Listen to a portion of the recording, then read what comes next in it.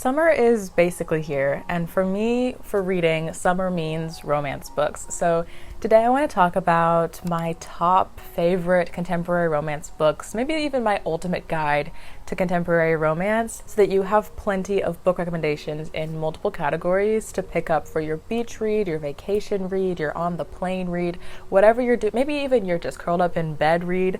This summer is going to be a romance summer, and I've got you covered, girl. So I have my computer right here, and I have on my computer a list of romance books divided into 3 different categories. We have light and fluffy, we have spicy, and we have emotional. And from what I remember, every single book on this list is either a 4-star or like a 3.5 and above. So you know this is like the best of the best. I've read a lot of romance, but this is like my top tier. Get out your notebook or start screenshotting or something, because you're going to want to keep these book recommendations for the rest of the summer. If you're new, hello, my name is Sophie. I'm a booktuber here on YouTube, and I make book videos and reading vlogs every single Thursday. So make sure you subscribe so you don't miss my new reading vlog coming out next week. But let's not waste any more time and get right into it. So for the first category, let's do light and fluffy romance books. The first thing I have on this list is the Dreamland Billionaire series by Lauren Asher. There are 3 books in this series, and I'm not gonna lie, I'm really only recommending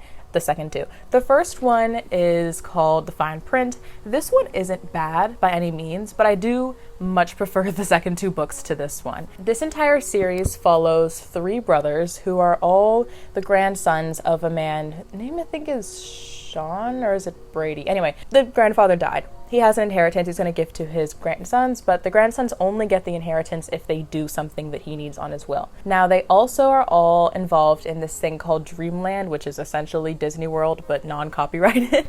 And so there's like this amusement park and this entire like corporation that they're all part of and they all work with. And then it's the story of all of their romances with that. So it's really sweet, very fun romance trilogy. Like I said, the first one I gave 3 stars, but the second 2 I gave 4 stars. I read them just a couple months ago, and they really are just great romance books. They solidified Lauren Asher as one of my favorite contemporary romance authors ever. I will just warn you that, for example, the last book in this series is like verging on 600 pages. Like, this is a very chunky book, but I honestly feel like Lauren Asher, although she loves to yap, she really does, but I feel like these books go by very quickly because they are long, but the scenes go by very fast. She gets right into the story. The characters are very heartfelt. It's a really, really good series. So I recommend this one. I also just recently got the first book in her newest series called Love Redesigned, but I haven't read it yet, so can't recommend it technically, but I have only heard amazing things about that newest series as well. Next, I'm going to recommend the Heartstopper series. I do have these physical copybooks, but they're at my childhood home, so I don't have them with me. But this is a series of graphic novels. So if you say that you're not a big reader or you don't read a lot, you have no excuse. They're basically just pictures and text bubbles. They go by so fast. And I think 5 books are already out in this series, and the 6th one is coming out very soon. So this is a graphic novel series about these 2 boys, Nick and Charlie. But our main character, Charlie, starts out the first book. He is going to high school, or he has been going to high school. He's like a junior, I think, and he is getting bullied a lot because he's openly gay. He gets a lot of hate for it, basically. And he has this crush on this guy named Nick, who is a very buff, popular rugby guy, and his best friends are always like, don't date Nick, he's obviously straight, like don't fall in love with a straight boy. But we follow the 2 of them, and they're really, really sweet and heartfelt romance throughout this series of books. And also they're friends. There's such a beautiful like found family in this book. Like, Charlie's friend group kind of molds and like accepts Nick into their group, and then Nick's kind of friends also eventually kind of join as well. There's just like a really nice friend group, and it's such a good series. It's really heartfelt, but I feel like also if you're in high school, like it's a good series about just like love and pride, friendship, and dealing with, especially towards the later books, dealing with a lot of mental health struggles, specifically Charlie and a couple other characters. And I feel like Alice Oseman really tackles these like difficult topics with a lot of grace. And overall, the books are so good. The show is so accurate to the books. I love the show so much, but I read the books first, and I'm always a book before movie or book before show person. So yeah, that's Heartstopper. It's amazing. Next is the Windy City series by Liz Tomforde, or Tomfordy, I've heard it pronounced as well. I've read the first 3 books in this series, and my favorites are probably the second, like books 2 and 3, but honestly, everyone gives a lot of hate to the first book. I liked the first book. So Mile High was 4 stars, stars. Right Move was 4.5 for me, and then I think Caught Up was 4 stars as well. And I need to read the 4th book that's already out because book 5 comes out in like a couple weeks, I think. And this series is honestly just so good. So basically this follows a group of athletes. They are all sports romances. The first one's hockey, then it's basketball, then it's baseball, then another baseball, and then another hockey. The first book follows Xander, a hockey player, and his relationship with Stevie. I feel like she's the flight attendant for the team's like private jet, and that's how they meet. Everyone hates on this first book. I honestly really did enjoy it. There's plus size representation because Stevie is a curvy girl. Xander's has a bit of an ego, I'm not gonna lie, but he's like very funny, I thought, and it was just really, really good. And then from there, in the rest of the series, we follow like Stevie's brother Ryan, and we follow Stevie's best friend Iris, and then we get to Kai, who's a friend of Ryan, and then we get to Isaiah, who's a brother of Kai, and like we start building out this huge like friend group of athletes and their partners basically, and it's just really, really good. Liz Tomforty writes a great sports romance, not too heavy in the sport to the point where if you don't like sports you won't like the book, but there is enough sports in there that if you do like the sports you will like having those little tie-ins. Yeah, this is like honestly probably one of my favorite, if not my favorite, sports romance books of all time. Is that like a crazy thing to say? It might be. So yeah, really recommend this series. And again, book 5 comes out this month. Next is Red, White, and Royal Blue. This is a book that has been on BookTok for years. I'm sure that if you've been on BookTok, you know what this book is. There's also a movie adaptation for this one as well, but this follows the Prince of England and the first son, is that what they call him, of the United States. Like Alex's mom is the president, and then Henry's parents are the monarchs in England. And so we follow the two of them and their enemies to lovers relationship. Obviously, this is incredibly fictionalized because, number one, to everyone's dismay, we don't have a female president in the United States. And also, like, a lot of the politics and stuff are exaggerated and fictionalized in this story.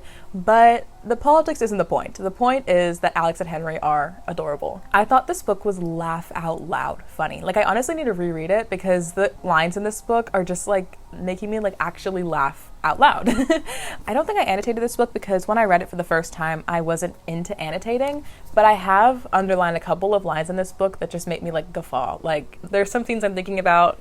Yeah, it's just so funny. But it's also like a really sweet romance. Of course, again, gay representation in this book. I really, really like Henry. Alex is funny, but Henry is my favorite, I think, of the two of them. I've never read anything else by Casey McQuiston, but this one I think was just really good. And if you haven't read it already, like, what are you doing? It's been out for like years at this point. It's so good. And again, movie adaptation, also good. Although in this case, I think the book was much better than the movie, but that's besides the point. If you want just like a really fast and quick read that you will fly through, great to read like on the beach or on the plane or something when you just need something to pick up and pass the time, this is so good. And I really, really enjoyed it. So Red, White, and Royal Blue, pick this one up. Next I have Hook, Line, and Sinker. This is the second book, and I think it's a duology by Tessa Bailey. The first book is It Happened One Summer. I enjoyed that book and I gave it 4 stars, so I guess I'm going to count that one in this video as well, because I think that you can read them out of order, but you probably should start with that one. Either way, I don't have that one in paperback, but I do have this one in paperback because this one I actually gave 5 stars when I read it,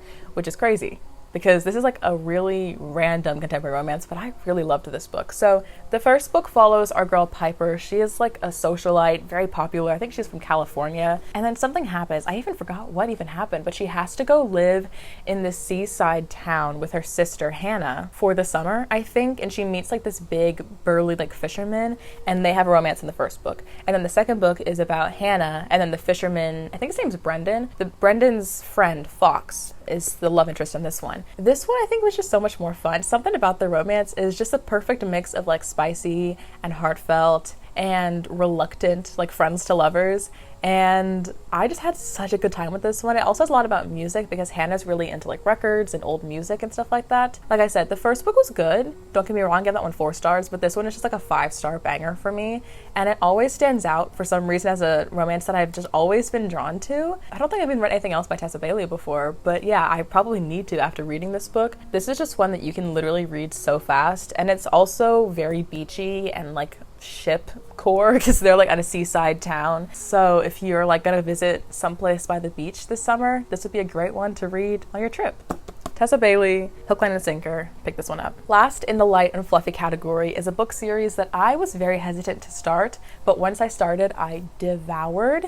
And then I recommended it to my friend, and she was hesitant to start it because of the trope. And then when she started it, she devoured it. And that is the Chestnut Springs series by Elsie Silver. This is cowboy romance. And coming from someone who lives in Texas and is surrounded by, redneck Republican cowboys, I'm tired of it. I don't like it. I'm tired of it. But this book series justifies the cowboys for me. It actually, it's hot now. Only in this series, but it's hot. And ironically, also this book takes place in Canada, so maybe that's even more justified. But this follows a series of brothers and their friends and all of their romances. So there are 5 books. They're all out. It's a completed series. We start with the first book with Rhett and Summer. Rhett is I think a bull rider, and Summer is like a PR person hired to babysit him and keep him in line because he's very famous, but he goes off the rails on media and he needs a PR person. But their romance is so funny. These books are so funny. They go by so fast. It's summer, riding horses on a farm kind of vibe. And then we go on to the rest of the series. So this next book is Cade, who is Rhett's brother, and Willa. Then we get Jasper, who is his friend. Then we get Theo, who is another friend, and then the last book is Beau, which is his last brother.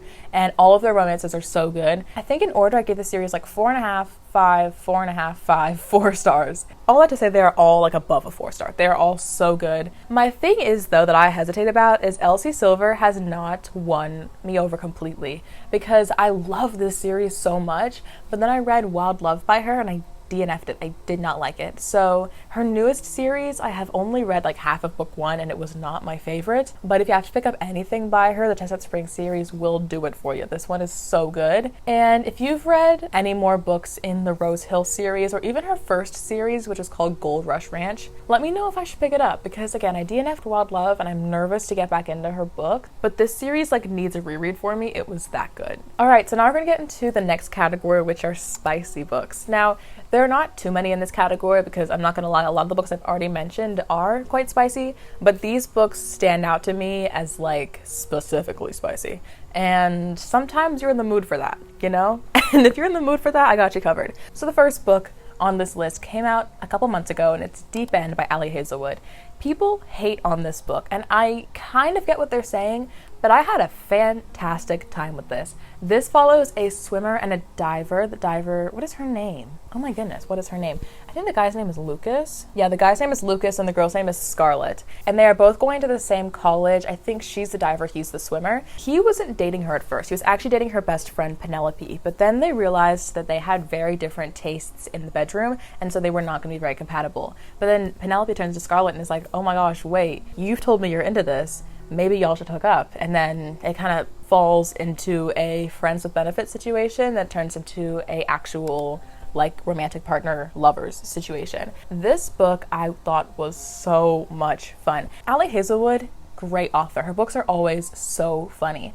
But I think her first 3 releases that got really popular, Love on the Brain, Love Hypothesis, Love Theoretically, they were all copy-paste of each other, and I got really bored. So seeing her expand in the past couple years to different genres paranormal, and then also to something like this, college sports romance, very interesting to apply her hilarious writing style to other types of books. I mean, every book that she writes has an element of STEM in it. This one has, I think they're biology majors or something like that. But I think there's just so many fun aspects to this book besides the STEM stuff that just, it's so funny.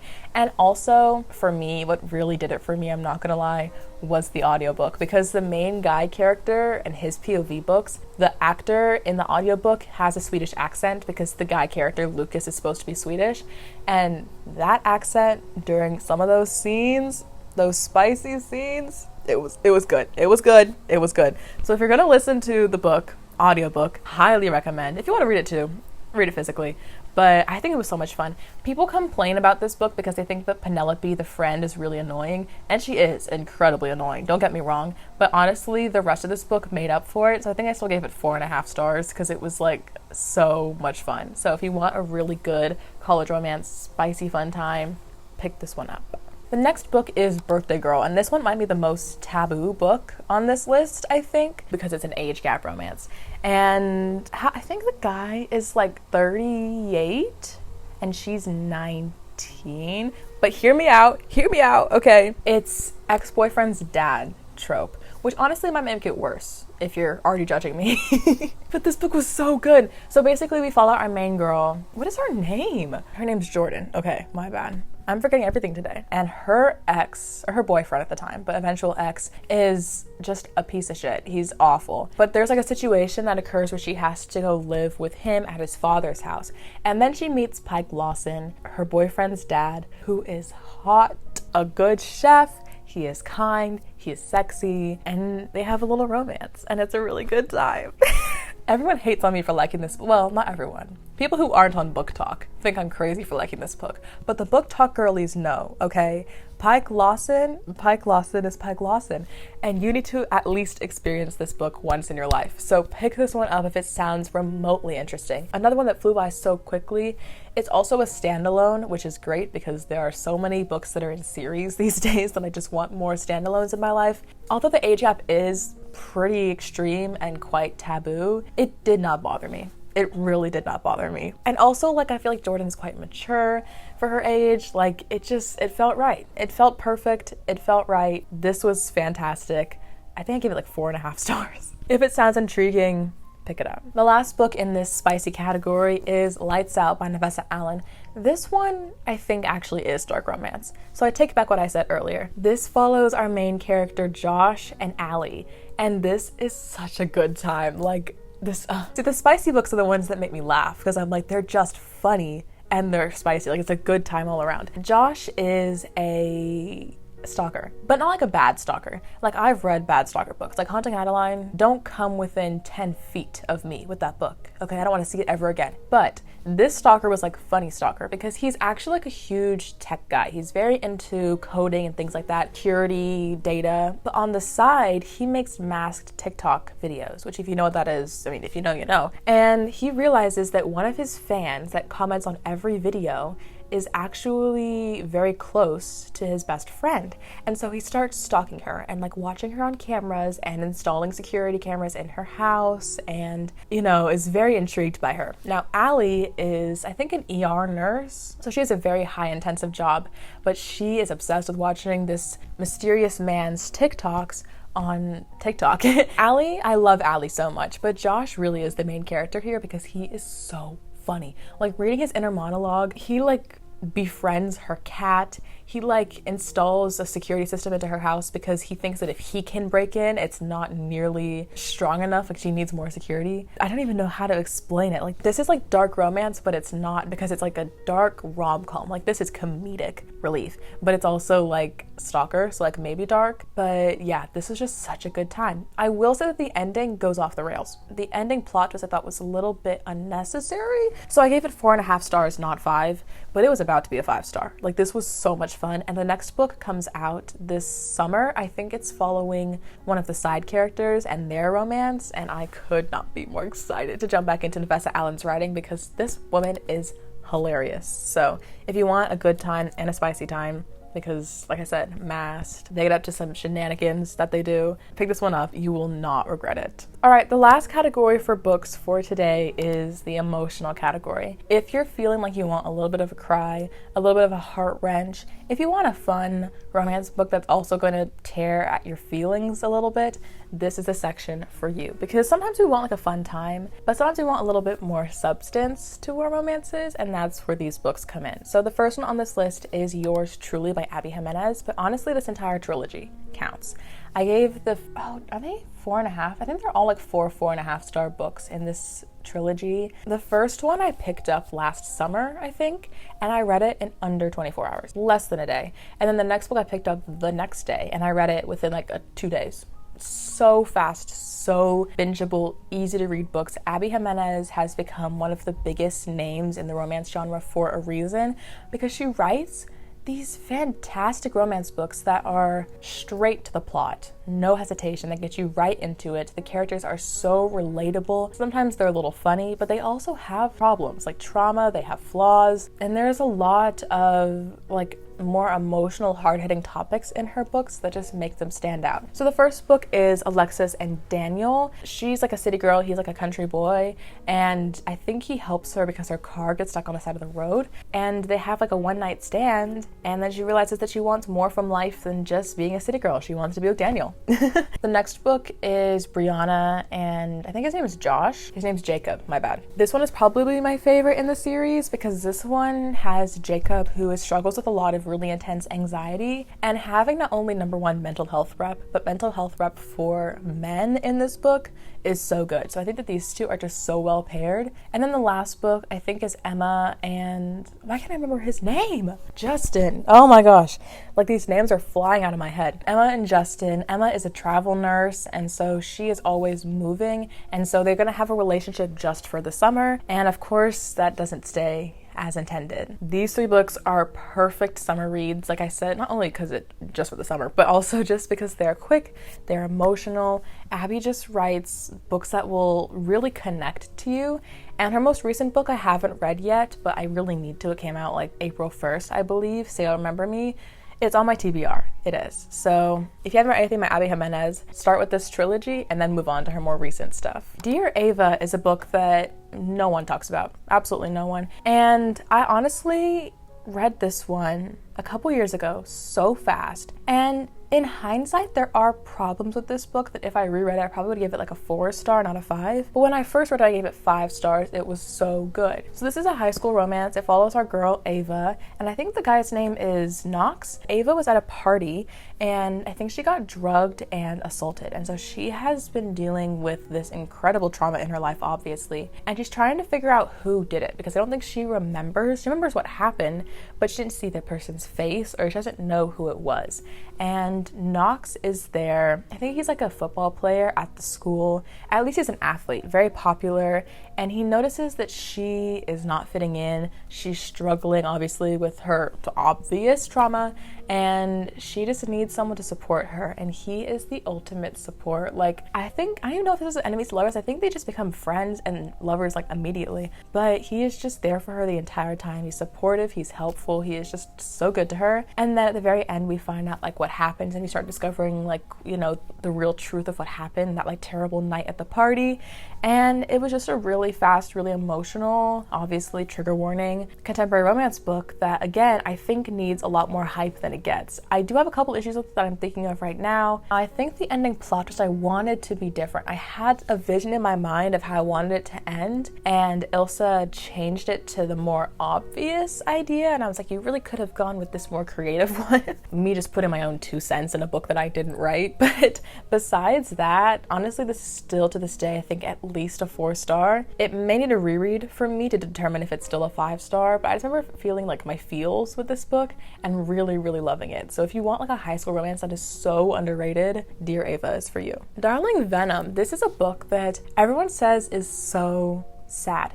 And it is sad. Don't get me wrong, the triggers in this book, the sensitive topics, they're there. I just didn't cry. I didn't cry. But that being said, again, emotional. So we start with our main character, Charlotte, and she, trigger warning, but is thinking some suicidal thoughts. And one day, or one night, I suppose, she just decides that she wants to end it all. So she goes to the roof of a building. And when she's up there, she meets this guy named Kellen. And Kellen is also thinking the same thing that she is. But together they kind of talk each other like off the ledge, quite literally, and they both don't jump. And over the next couple of years, they decide every year on that night, it's Valentine's Day, by the way, on Valentine's Day night, they're going to meet up there and just have a check-in. They don't talk throughout the entire year. I think they're in high school together, but they don't talk, but they do talk that one night every year. So we start with the two of them and their budding romance over the first couple years, and then we have a time jump to a couple years in the future, and things have definitely changed.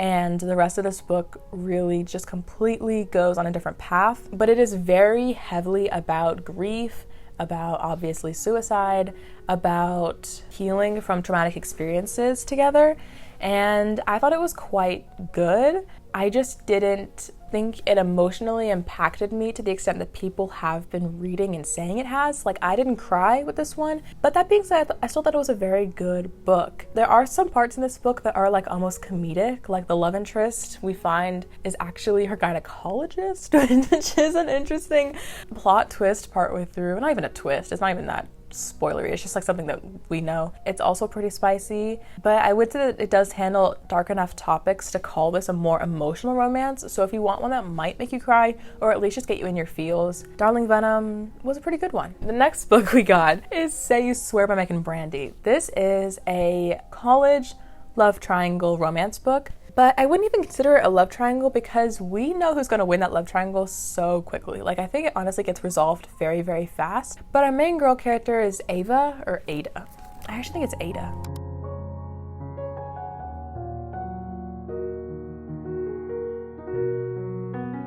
Sorry, I got distracted. Anyway, her name's Ariana. My bad. Her name's Ariana. The love interest is between Chase and Noah, and it's a college romance. I think Noah's a football player. Chase is her childhood friend. She's going to college, I think it's her freshman year. And I remember just like really having such a good time with it towards the first half. The guy is a chef. The final love interest is a chef, and that's really hot. And then just have a really sweet romance. And then at like 75% of the way through this book, there is a trope plot twist. A trope that I usually hate. I hate it in most books. And it's not the pregnancy trope, before you even say that. It's not that one. It's a different one. But this is the only instance that I remember that a book has done this trope and I still enjoyed it. Because the ending plot twist made me sob my eyes out. I remember I was reading this and it was New Year's Eve. And my family was in like the living room watching the TV waiting for the ball to drop. And I was in my room reading this and they were calling me to come out and watch it with them. But I was like, but I have to finish this book. Like, this is more important. A crazy twist out of nowhere. It honestly added a whole nother level to this book that I would usually hate, but in this instance I really loved. This is another book that is on my immediate want to reread list because it was just a really emotional time towards the end, but it's so good. I can't say much because it probably would be a spoiler, but trust me when I say you need to pick this one up. Just a couple more left because I know that this video is probably way too long already, but we have Long Shot by Kennedy Ryan. I haven't read enough by Kennedy Ryan. I really haven't. I've read, I think, 4 or 5 books from her, and I need to read more because she is an incredible author. But the one book that stands out the most from anything I've read by her is this one. This follows our main girl. I think her name is Iris, but let me double check on that one for you. It is Iris. Okay, I got one. And she is currently either dating or I think married to this absolute asshole. This story is an abusive domestic relationship. So if that is not a trope that you can handle, don't pick this one up because it is very graphic and in detail about the relationship and what she struggles with and her issues. But there is a happy ending to this book because she eventually meets this guy named August or Gus. He is a basketball player, I think for the NBA, and he absolutely like sweeps her off her feet and sweeps her out of that situation. So thank goodness for Gus. And also Iris. She's a very strong character. I just think that she needed someone to really help her and support her as she leaves her situation. But this entire book was just such a heart wrench. Also on my want to reread list. And I just think that Kennedy Ryan is one of those authors that tackles difficult, like emotional, triggering topics very well in her books. I would say that the rest of this series, I've only read Block Shot after this and I didn't love it, but this first one was just out of the water, like so good. And my mom actually read this, I think, and she also really liked it. So if my mother's opinion means anything to you, maybe you would like this one as well. Oh, lastly, also, Kennedy Ryan is also really good about writing characters with people of color, specifically Black characters. I think that so many characters in most of these books are unfortunately just, I mean, not really unfortunately that they're white, it's just unfortunate that there's not enough diversity in the books, but like the majority of these books, they're white characters, right? And so having an author who will write specifically Black characters or mixed characters or people of color in general is just phenomenal because we need that representation. So thank you, Kennedy Ryan. We love you, Kennedy Ryan. And yeah, this book is so good. All right, if you want to talk about absolute heartbreak in a book. Let's talk about the Binding 13 series. Now, I only have books 3 and 4, which is Saving 6 and Redeeming 6. Books 1 and 2 I want to get, but these 2 are my personal favorites out of the 4 that I've read, so I got these ones first. The beginning of book 1, Binding 13, is cringy. It's like, girl wakes up, brushes her teeth, goes to school, but she's too shy to meet people. Like, I get it, okay? The beginning is annoying.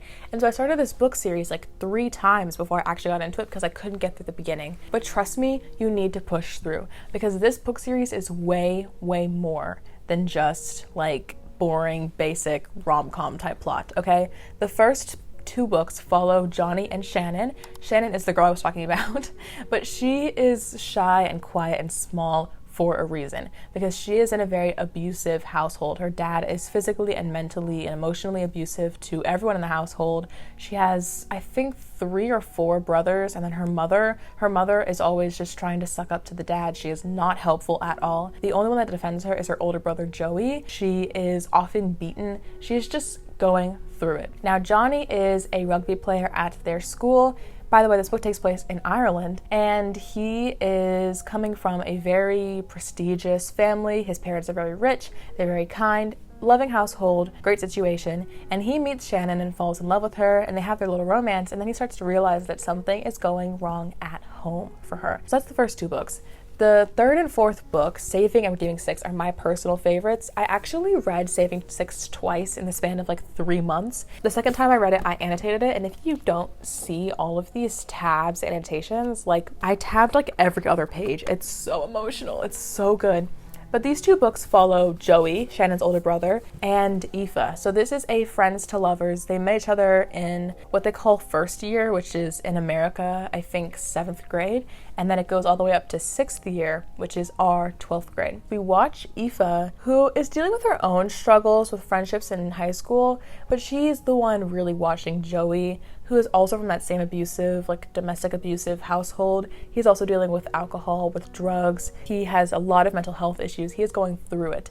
But Joey is my favorite character in this series because he is going through it and he has so many mistakes, but he has a heart of absolute gold. He loves his siblings. He protects his siblings. He loves Aoife. His heart is in the right place for everything that he does, I feel. Yeah, this book will tear at your heartstrings. It's so emotional, but the found family and the friendship in this is like unlike any other. So if you're like me, just push through the first couple chapters of the first book and then you'll get sucked in and then you'll be able to leave. Hate to break it to you, you're stuck. So that's the Binding 13 series by Chloe Walsh. And the last series, finally at the end, but the last series I want to talk about today is a series that I just finally got entirely in paperbacks. Well, almost entirely.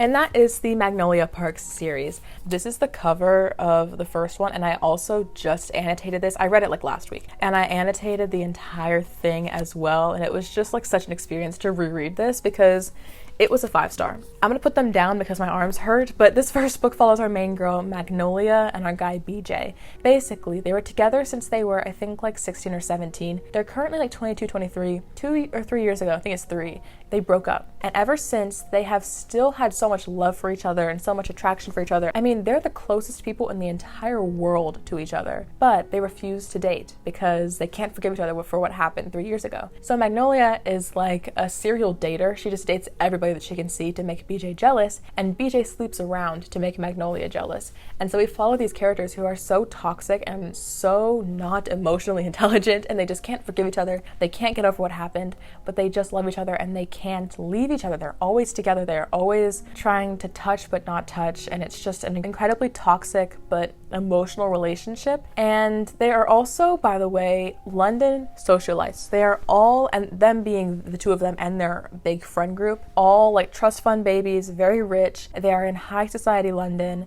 And so we get to watch these people like absolutely fall apart in their lives, but also fall apart at like balls and on private jets and flying to Italy. So it's not as bad because they're rich and privileged. Now, book 2 follows Daisy Hates. So basically, books 1, 3, and 5 are Magnolia's books. Books 2, 4, and the eventual 6th book will be Daisy books. Daisy Hates is sister of Julian Hates, who is a friend of Magnolia in book 1. So this follows the exact same timeline as book 1, but with different characters, and their toxic romance as well. This one is a little different because there's also an element of like the dark underworld mafia in this book, because Julian, Daisy's older sister and my personal favorite character in the entire series, is definitely doing some dark, shady underworld activities. So that kind of makes this one stand out a little more compared to the other one, and that's why it doesn't seem very repetitive, even though it is following the same timeline, because we're getting other perspectives, other scenes that we haven't seen, other characters, things like that. I don't really know how much else I can say without spoiling anything, but like this entire series, I swear to you, will change your life, especially if you like reading about characters that are emotional and heartfelt and you love them so much, but they have flaws, so many flaws, and they have problems that you need them to work through, but they just won't because they're stubborn. But even so, you love them to death. If you want that kind of series, this is the series for you. I've been talking for like an hour. This video is going to be so long, but I hope you enjoyed. I'm really curious. I want to know if you're going to read one of these books. Let me know in the comments below, or if you've already read them and you liked it or you didn't like it. I'm also curious to hear all of your thoughts as usual. Again, subscribe. I post new videos every single Thursday, and I know that a good percent of you, like over 50% of my viewers, are not subscribed. So like, bestie, what are you doing? Like, actually. I'm kidding. But also do subscribe. It's fun over here. Have an amazing week. I love you so much. Have a great summer reading all this amazing romance, and I will see you guys next Thursday.